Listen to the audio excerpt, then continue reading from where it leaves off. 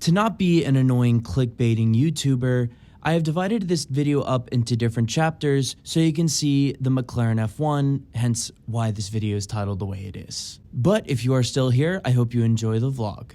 Hello everybody, welcome back to another video. Today we are at Porsche of Naples because we are actually doing a little rally from, well, we're going to a Dunkin' Donuts, but they were offering a free breakfast here, so how could you pass up on that?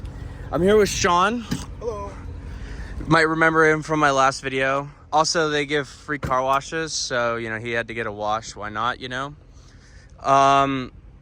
You've seen this car probably in the last video. If not, it's a 911 Carrera with the Aero pack.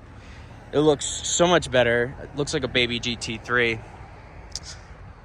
And we're gonna go to a Dunkin' Donuts, meet up with all the cars there, and then we're gonna do a rally to Porsche of Fort Myers. So that should be a lot of fun.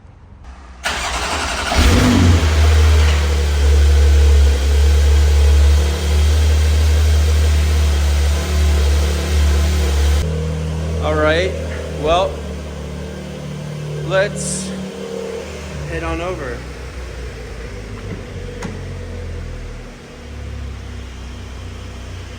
Is the invisible person buckled in, taking my spot? Yeah.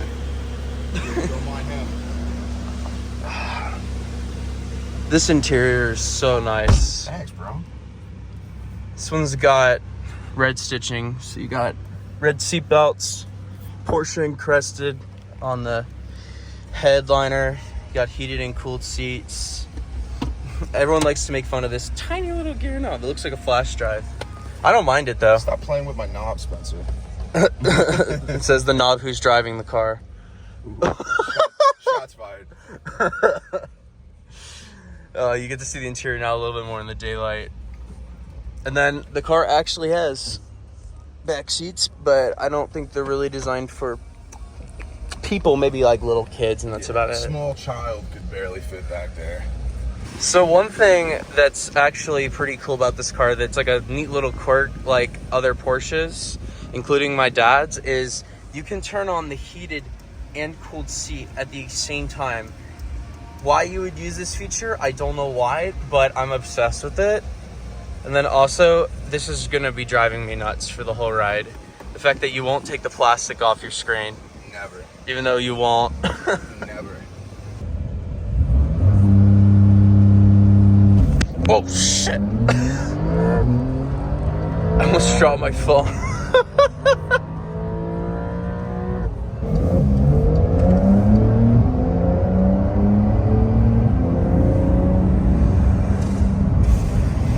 Welcome everyone to Porsche Naples. The primary reason why we actually came is because they were offering a free breakfast for the people on the rally, and it was actually very good. Another reason why we came is because Sean does get a free car wash, which is definitely a plus. The showroom featured many Porsches. Shocker.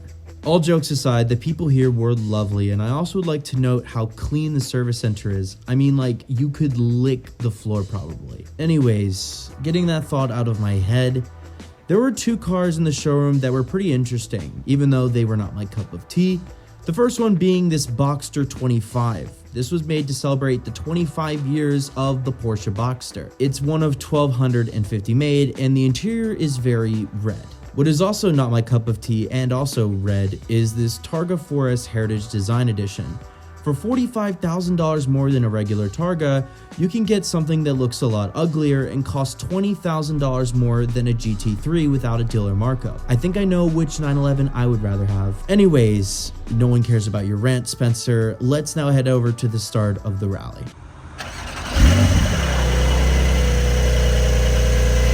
Once we finally got to our destination of the Dunkin' Donuts, we were actually pretty early, but slowly but surely, more Porsches arrived, and a mix of old and new. It was very nice to see a beautiful GT2 RS as well as a gorgeous 356 Speedster, amongst other things such as Turbo S's and GT4s. After that, I basically missed the driver's meeting because I needed to go to the bathroom, and I was literally sprinting to get into the car. But enough said of that, let's head on over to Porsche of Fort Myers.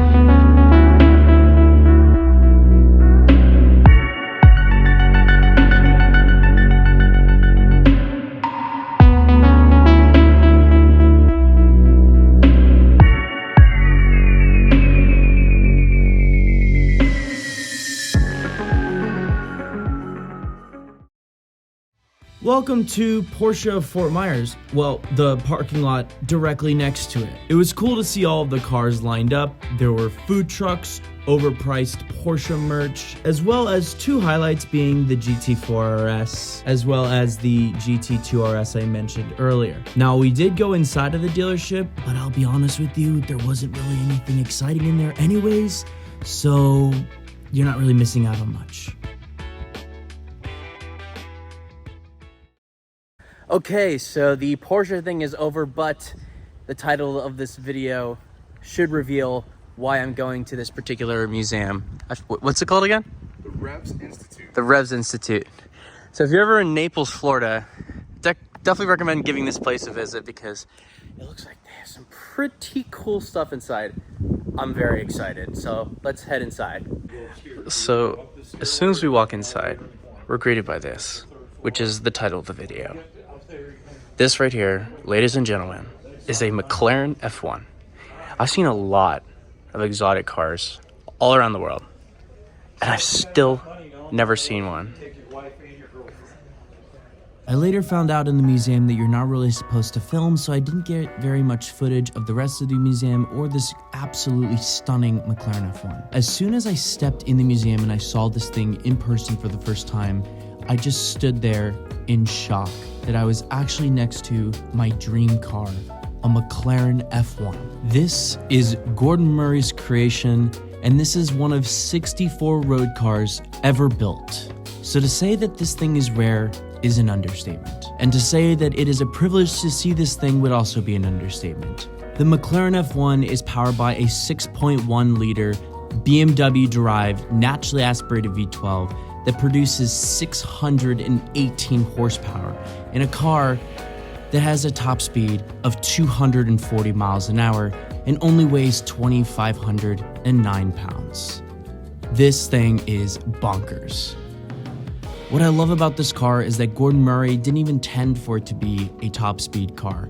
He just wanted it to be an amazing driver's car. Everything that the driver interacts with, from the seat to the gear shift, to the clutch, to the brakes, everything was designed for the driver to make sure that he or she had the amazing confidence that they had behind the wheel. Gordon Murray wanted you to feel one with the car. So there's no ABS, no traction control, nothing. Just you, 3 pedals, a naturally aspirated V12, a center driving position, and any road that you choose to drive this magnificent machine on. I would give many things to drive a McLaren F1.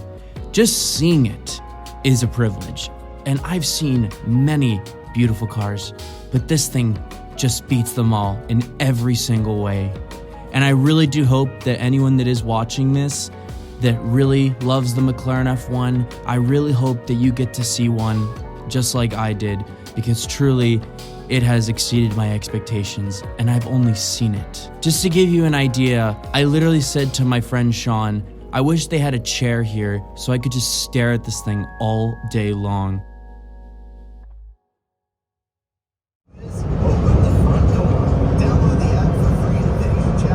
So unfortunately, in that museum, I really couldn't film. There was a lot of really important pieces of history in there. More specifically, Porsche's first ever race car, number 1. And then number 2 was obviously that McLaren F1. And then finally, Enzo Ferrari's personal car was there. Ooh, couple casual downshifts. That McLaren F1 though, I've seen so many nice cars in my life at only 23 years old, but that F1 is something else. It is dream car territory, like unobtainable dream car territory. Like to even just see one is just an amazing opportunity. Like I can't even imagine what it's like to drive one of those things. Sitting in the middle with that naturally aspirated V12 behind you with that induction noise coming from that air scoop. Oh, that would just be the dream right there. But there's this dealership called, I think it's what, Naples Motorsports or something like that? Yes, sir. So we're gonna see if they have any cool stuff in their inventory. Saw it from the outside, it looked pretty cool, so I'll see you guys when we get there. All right, well, it looks like we've got a pretty good lineup outside. And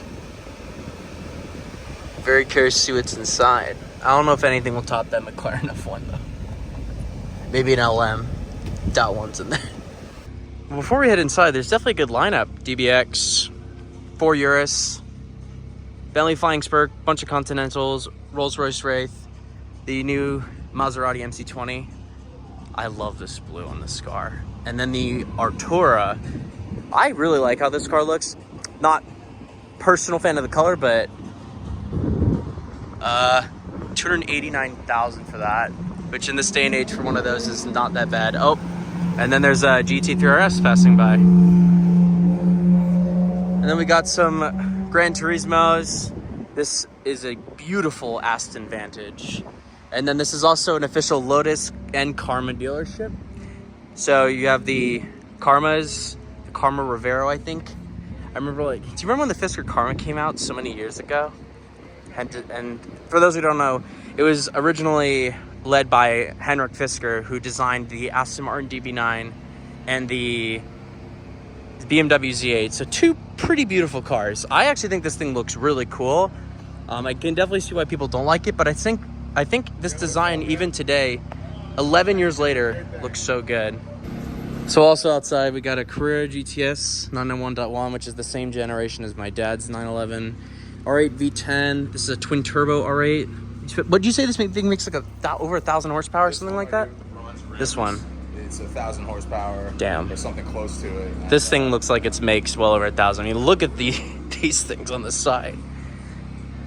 This thing looks unreal, and then in the interior looks just as mad as the outside.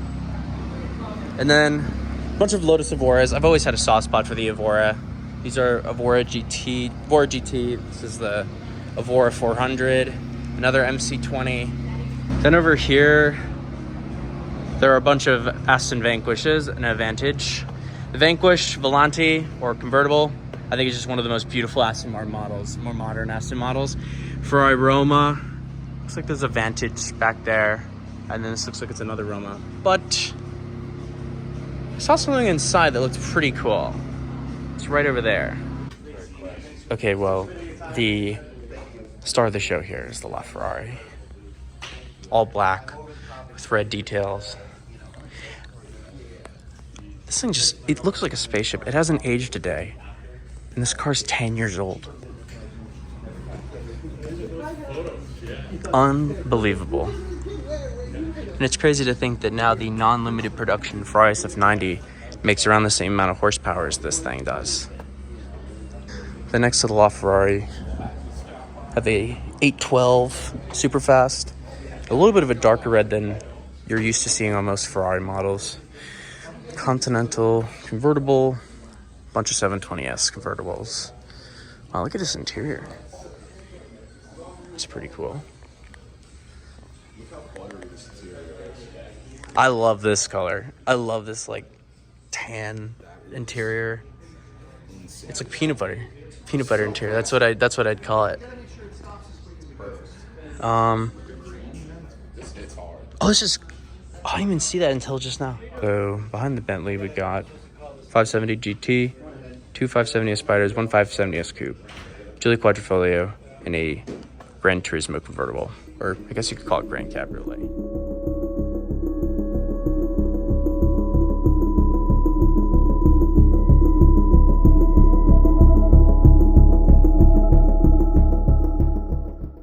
Well, you have now reached the end of the video. Let's talk about my concluding thoughts. First off, I would like to thank Naples Motorsports because they were absolutely phenomenal and super nice people, and I really do recommend you giving them a visit. But the McLaren F1. Sometimes they say don't meet your heroes. It happened to me when I was in Italy and I got a chance to drive a Huracan STO for the first time. It was better than I could have even imagined. Even though I only got a chance to see a McLaren F1, that is a privilege in and of itself, and one that I will definitely cherish for the rest of my life. The McLaren F1 has exceeded any of my expectations. It was an absolutely beautiful car I just could not stop staring at. And what a fun day to do that particular journey in. Going to a fun Porsche rally, then going to many car dealerships, and of course, to see this absolute beauty of a car. That about does it for today's video. I hope you all enjoyed it, and I will see you all in the next video.